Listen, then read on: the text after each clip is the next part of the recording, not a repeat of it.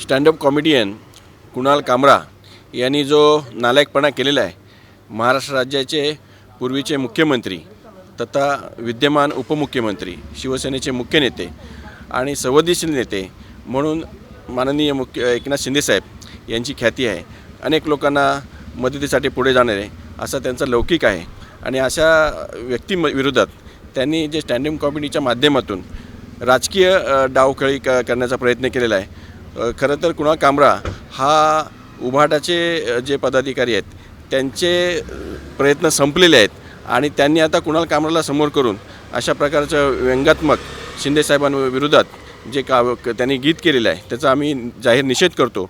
आणि या ठिकाणी गोवंडी पोलीस ठाणे या ठिकाणी विभागाच्या वतीने आम्ही एक पत्र दिलेलं आहे की त्याच्यावर कारवाई व्हायला पाहिजे.